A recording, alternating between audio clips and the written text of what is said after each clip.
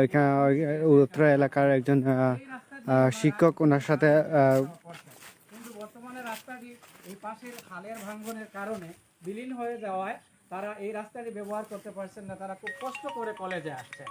সরকার, বর্তমান সরকার শিক্ষা বান্ধব সরকার, শিক্ষার সম্প্রসারণের জন্য সরকার অনেক কিছু করছেন। এই এলাকার আপামর জনসাধারণের পক্ষ থেকে আমরা আজকের এই প্রিন্ট এবং ইলেকট্রনিক মিডিয়ার মাধ্যমে আমরা সরকারের দৃষ্টি আকর্ষণ করব।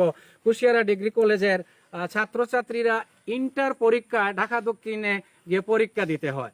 তাদের ফাইনাল পরীক্ষা তারা আত্মীয় বাড়ি, মানুষের বাড়িতে লজিং থেকে পরীক্ষা দিতে হয়। যদি যোগাযোগ এই রাস্তাটি ভালো হতো এবং অটোরিকশা বা সিএনজি চলাচল করতো, তাহলে নিজ বাড়ি থেকে গিয়ে পরীক্ষা দিতে পারতো।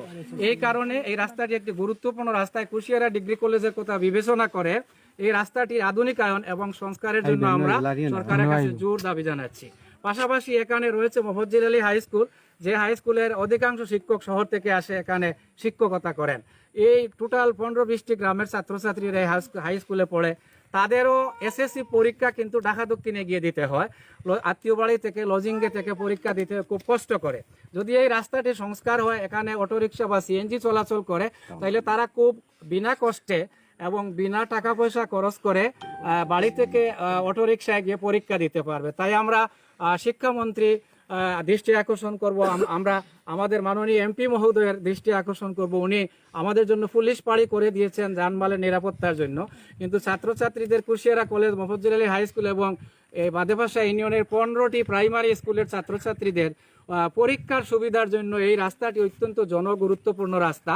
আমরা ওনাদের দৃষ্টি আকর্ষণ করব যে অনতিবিলম্বে এই রাস্তাটির আধুনিকায়ন এবং এই খালটি ভরাট করে অটোরিকশা এবং সিএনজি চলাচলের যদি সুযোগ করে দেন, তাহলে প্রাইমারি স্কুলের ছাত্ররা, হাই স্কুলের ছাত্ররা, শিক্ষকরা এবং এই ডিগ্রি কলেজের ছাত্রছাত্রীরা তাদের ইন্টার পরীক্ষা, এসএসসি পরীক্ষা এবং প্রাইমারি পিইউসি পরীক্ষা তারা অতি সহজে দিতে পারবে।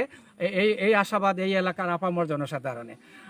চতুর্থ কারণটি হচ্ছে কুশিয়ারা, আপনারা জানেন, বাংলাদেশের একটি অত্যন্ত পরিচিত নদী। এই কুশিয়ারা নদীতে অনেক মাছ ধরা পড়ে। জেলেরা এই মাছগুলো বাদেশ্বর, ঢাকা দক্ষিণ এবং গোলাপগঞ্জে নিয়ে বিক্রি করে। কিন্তু এই রাস্তার অসুবিধার কারণে জেলেরা তাদের মাছ নিয়ে বাদেশ্বর, ঢাকা দক্ষিণ বা গোলাপগঞ্জে যাতায়াত করতে পারে না। মানুষের মৎস্য চাহিদা পূরণের জন্য যদি এই রাস্তাটি আধুনিকায়ন করা হয় বা সংস্কার করা হয়, এই উপজেলার মানুষের মৎস্যের চাহিদা কুশিয়ারা নদী থেকে অনেকাংশে লাঘব হবে। তাই আমরা সরকারের দৃষ্টি আকর্ষণ করব যে এই 7টি গুরুত্বপূর্ণ কারণে এবং এই এলাকার অনেক মানুষ প্রবাসে থাকে, যারা বিদেশ থেকে অনেক রেমিটেন্স দিচ্ছে, প্রবাসী অধ্যুষিত এলাকা, তাদের টাকায় সরকারের ব্যাংক লাভবান হচ্ছে। কিন্তু মানুষ বাদেশ্বর, ঢাকা দক্ষিণ, গোলাপগঞ্জে ব্যাংক থেকে টাকা তুলে নিরাপদে নিয়ে আসতে পারে না। অনেক সময় চুরি ডাকাতি হয়ে যায়। যদি যোগাযোগ ভালো হয়, রাস্তাটি আধুনিকায়ন হয়, তাইলে মানুষ অনায়াসে তাদের টাকা পয়সা ব্যাংক থেকে নিয়ে আসতে পারবে। সর্বশেষ যেটা বলবো, মানুষের জীবনের চেয়ে বড় কিছু নেই। আমাদের এই এলাকার কোনো মা যখন প্রসব বেদনায় কাতর হয়ে যান, তাকে নিয়ে যখন উপজেলা স্বাস্থ্য কমপ্লেক্স গোলাপগঞ্জ বা বাদেশ্বর স্বাস্থ্য কমপ্লেক্সে যেতে হয়, তখন পলো দিয়ে, স্থানীয় ভাষায় এটাকে পলো বলে, বা কোনো ছোটো চৌকি দিয়ে বহন করে নিয়ে যেতে যেতে রাস্তায়ও অনেক সময় অনেক মায়ের শেষ নিঃশ্বাস ত্যাগ হয়ে যায়। কোনো বৃদ্ধ লোক অনাকাঙ্ক্ষিতভাবে যদি দুর্ঘটনা কবলিত হন, তাকে উপজেলা বা জেলা সদরের কোনো রাস্তায় নিয়ে যেতে যেতে রাস্তায় অনেক সময় দুর্ঘটনা ঘটে যায়। তাই মানুষের স্বাস্থ্য সেবা মানুষের সরকার দূরগোড়ায় পৌঁছে দিচ্ছে।